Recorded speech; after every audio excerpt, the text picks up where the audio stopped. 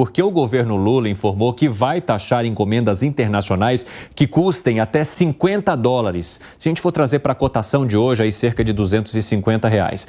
Essa medida foi anunciada nesta terça-feira, né, pelo secretário da Receita Federal, o Robson Barreirinhas, e essa medida faz parte do novo pacote de ações anunciado pelo ministro da Fazenda, Fernando Haddad, para aumentar a arrecadação. Ou seja, tem o arcabouço fiscal, este era um dos planos para se aumentar a arrecadação, já que ele está muito ancorado na arrecadação para poder funcionar. E aí o pessoal que antes comprava direto de uma pessoa física não precisaria pagar, ou seja, a pessoa não pagava o imposto lá, isso não era repassado para o consumidor aqui. A expectativa é que, tendo o imposto lá, pode haver também um repasse desse valor para quem compra. Como é que vocês enxergam essa medida? Alan Gani. Bom, primeiro que vai ser uma medida bastante impopular, né? Porque muita gente compra nesses... As brusinhas... acabou, né? O pessoal, tanto acabou mais brusinha. Baixa renda, até de alta renda, compram nesses sites aí. Então, a população vai reclamar bastante. Por exemplo, as pessoas gostam muito de viajar para os Estados Unidos para fazer compras. Por quê? Porque o imposto de importação lá é bem menor. Então, você tem mercadorias do mundo inteiro e o consumidor ele gosta disso, né?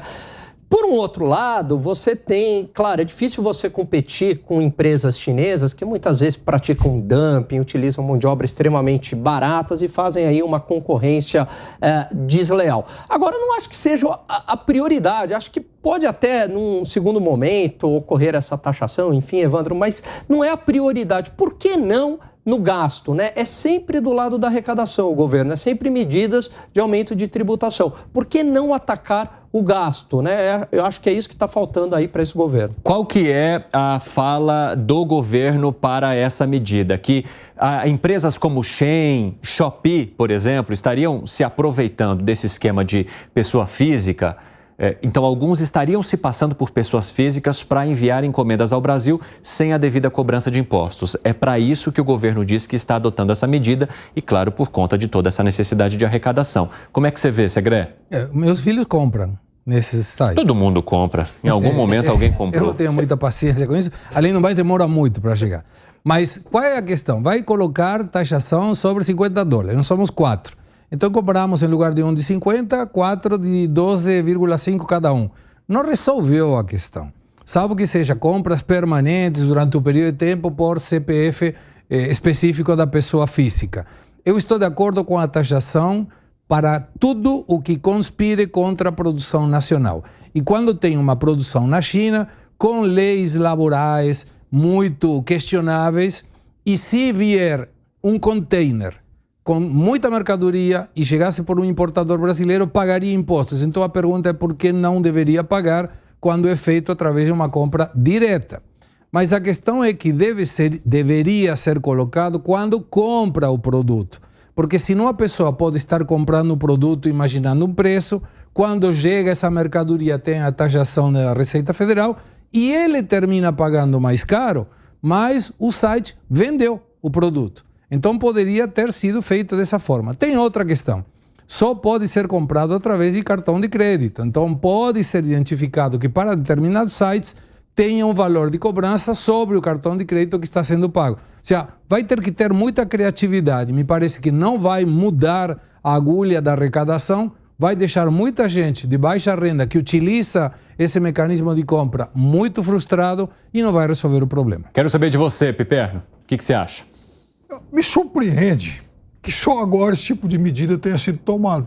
Inclusive, eu acho que essa medida ela já chegou a ser proposta pelo Paulo Guedes, uma medida parecida lá atrás. O presidente Jair Bolsonaro rejeitou e, inclusive, foi criticado à época por parte das mesmas pessoas que defendem essa situação hoje. Agora, 5h27, o pessoal da rádio vai sair rapidamente, mas a gente te espera depois do intervalo.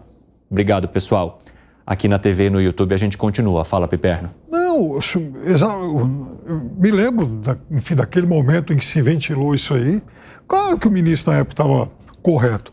Qual a lógica econômica de você permitir que entre no país uma mercadoria sem qualquer tributação?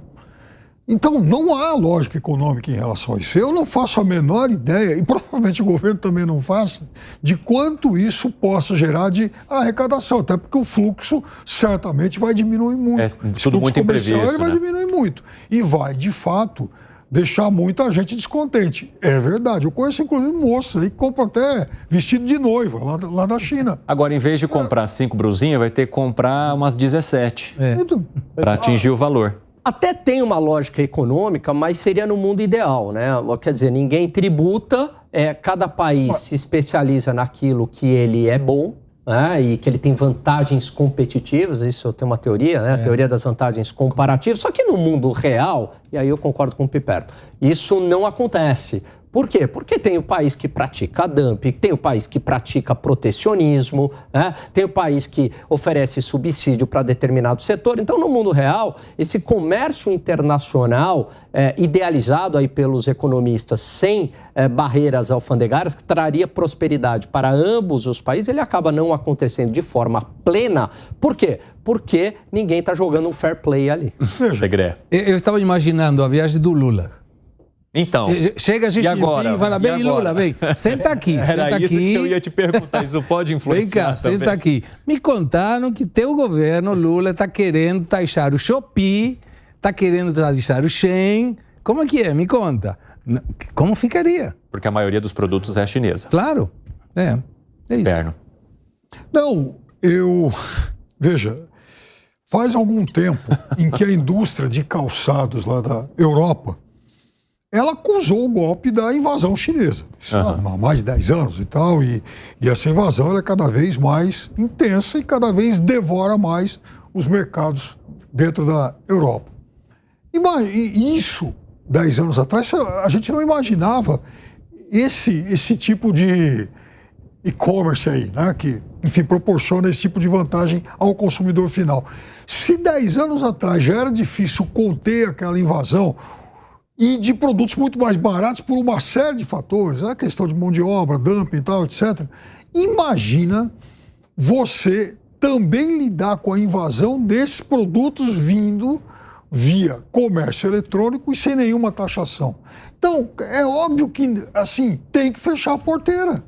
E é estranho, né? Agora, por outro lado, na década de 80, tinha muita taxação, tinha barreira mesmo de não poder importar e a indústria nacional era uma calamidade, porque assim, o acesso aos produtos, e aí o Collor tem razão naquela frase dele, nisso ele tinha razão, que os carros eram carroças, né? Então, videogame, brinquedo, era um horror, né? Então, quando tinha alguém que ia para os Estados Unidos, o pessoal, pelo amor de Deus, traz esse brinquedo aqui para o meu filho, porque o daqui é horroroso.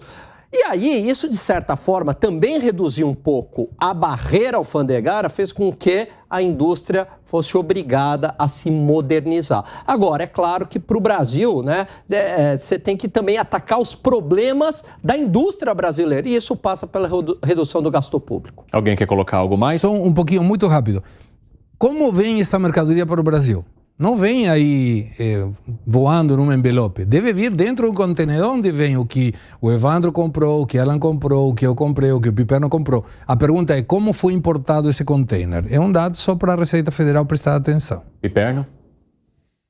Não, veja, quando o Collor falou isso, né, de fato, essa era uma realidade aqui no Brasil. Enfim, produtos muito defasados tecnologicamente, mas se a gente pegar, por exemplo, um livro de um liberal de verdade, Roberto Campos, o avô, né, Lanterna de Popa, tem lá 1000 crônicas, 1000, enfim, colunas que ele escreveu para vários jornais.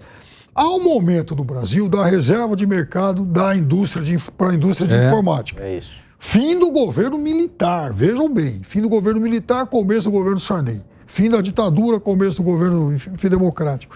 Mas havia a reserva militar, enfim, a reserva de mercado. Eles chamavam os contrabandistas, aliás, eles chamavam os contrabandistas de heróis. Porque ele falava, desse jeito, se a reserva se perpetuar, não vai haver desenvolvimento algum da economia. Então, é claro que, assim, esse expediente de trazer aí via esses sites aí de e-commerce, isso realmente é uma concorrência extremamente desleal com a indústria. O que não quer dizer que, pelas vias normais, a gente não tenha que manter as portas abertas aí sim para a concorrência que vem de fora.